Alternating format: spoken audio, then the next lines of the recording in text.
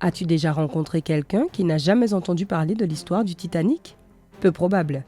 Même si tu demandes à un petit de 10 ans, il te dira exactement ce qui a fait sombrer ce navire gigantesque. Mais certains survivants demandent à être entendus. Voici l'une de leurs histoires et, surprise, cela n'a rien à voir avec un iceberg.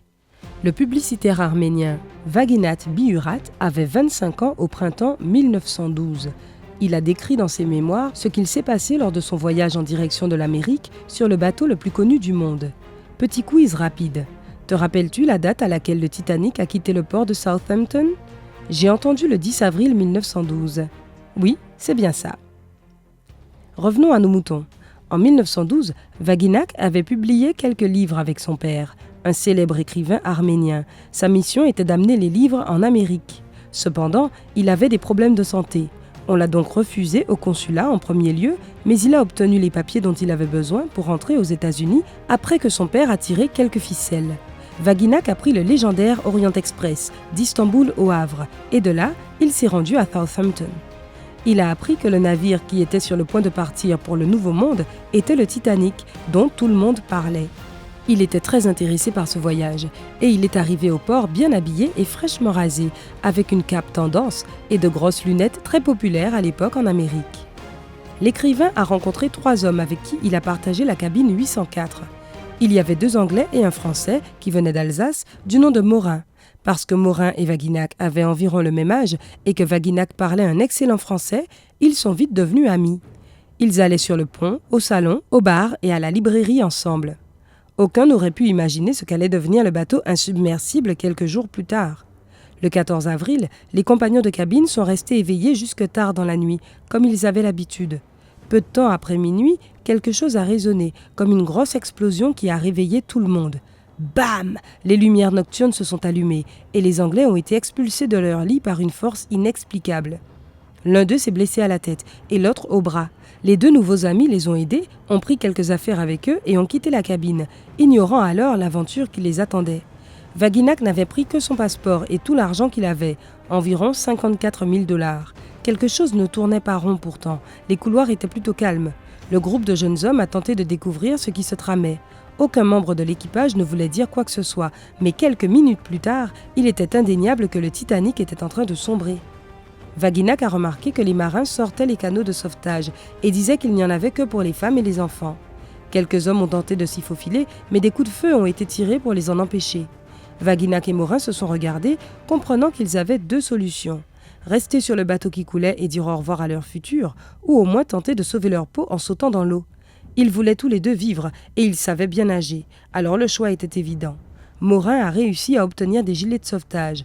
Vaginat a mis son passeport et son argent dans un petit sac et l'a attaché autour de son cou. La proue du Titanic était déjà sous les eaux à ce moment-là. Ils ont dû faire preuve de courage. Imagine-toi au milieu de l'océan, sur un navire en train de sombrer, et tu sais que personne ne viendra te sauver immédiatement. Beaucoup de gens n'auraient pas osé sauter dans l'eau à leur place.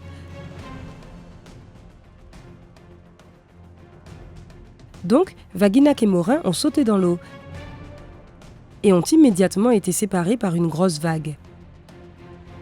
Cela n'a fait qu'empirer les choses, parce que braver la catastrophe avec un ami était une chose, mais le faire tout seul en était une autre.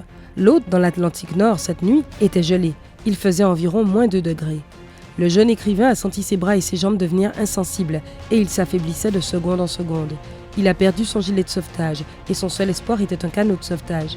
Il était sur le point de défaillir, et l'eau ne se réchauffait pas. Mais alors il a heurté quelque chose. C'était un canot de sauvetage.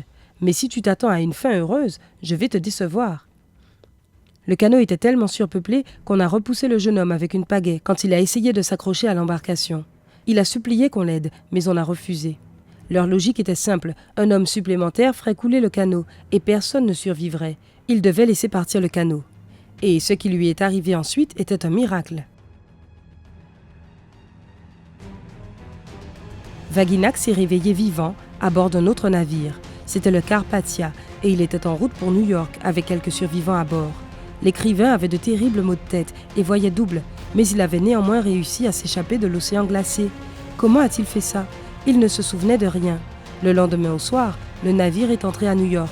Sans son passeport et son argent, qui avaient dû se perdre au cours de la rescousse, Vaginac a été emmené à l'hôpital. 12 jours plus tard, une femme est venue dans la chambre et tout ce qu'elle a pu dire entre quelques sanglots était « Oh, mon pauvre garçon ». C'était la dame qui avait sauvé Vaginac.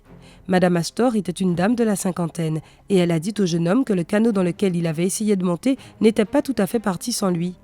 Madame Astor a dit au marin que cet homme était son fils et qu'elle ne partirait pas sans lui puisqu'elle avait déjà perdu son mari à bord du Titanic. Elle avait gardé le passeport de Vaginac et son argent et l'a invité à lui rendre visite quand il irait mieux. Après avoir récupéré, l'écrivain s'est réuni avec sa famille à Boston. Il a même reçu tous les livres qu'il avait prévu de vendre en Amérique puisqu'ils avaient été transportés sur un autre bateau. Vaginac a vécu une longue vie heureuse et en tant que conteur d'histoire, il a partagé ce qui lui était arrivé plusieurs fois. Curieusement, il n'a jamais mentionné qu'un iceberg avait heurté le Titanic et parlait toujours d'une explosion. Si ce qu'il dit était vrai, quelque chose doit avoir provoqué cette grosse explosion. Cela aurait pu être un feu et beaucoup de gens croient en cette théorie en disant que du charbon brûlait dans la coque du bateau. Ce feu aurait commencé bien longtemps avant le départ du bateau et il n'y aurait pas eu moyen de l'arrêter. Le Titanic a dû partir avec ce départ de feu et ceux qui supportent cette théorie s'appuient sur des photos du Titanic quittant le port pour la prouver, pointant une énorme marque noire sur la coque. Même si c'est vrai, on ne sait toujours pas si ce feu a provoqué une explosion. Et ceux qui soutiennent cette théorie ne nient pas qu'il y avait bel et bien un iceberg. Une autre théorie qui explique l'explosion prétend qu'il y avait une embarcation allemande impliquée dans le naufrage du Titanic. L'écrivain arménien n'était pas le seul à mentionner qu'il a entendu un bruit d'explosion en provenance des profondeurs de la coque du bateau. Et ils prétendent aussi qu'ils ont vu une lumière de projecteur provenant d'un bateau peu de temps après que le Titanic a coulé. Ce n'était pas un navire qui arrivait à la rescousse, donc ça aurait pu être un sous-marin qui aurait fait surface pour voir les dégâts causés au Titanic. Cette théorie est vraiment improbable pour plusieurs raisons. Tout d'abord, comme tu le sais, le Titanic a coulé en 1912.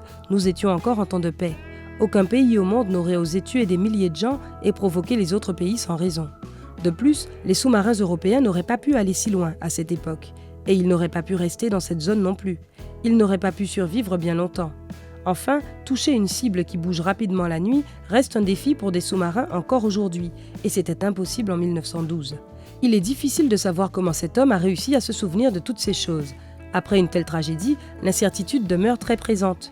Bientôt peut-être, les scientifiques pourront être capables d'expliquer tous les mystères autour du Titanic. Crois-tu qu'une explosion pourrait avoir fait couler le Titanic et qu'il n'y a pas eu d'iceberg du tout? Dis-le-moi dans les commentaires. Si tu as appris quelque chose de nouveau aujourd'hui, donne un j'aime à cette vidéo et partage-la avec un ami. Mais ne t'en va pas tout de suite. Nous avons plus de 2000 vidéos super sympas.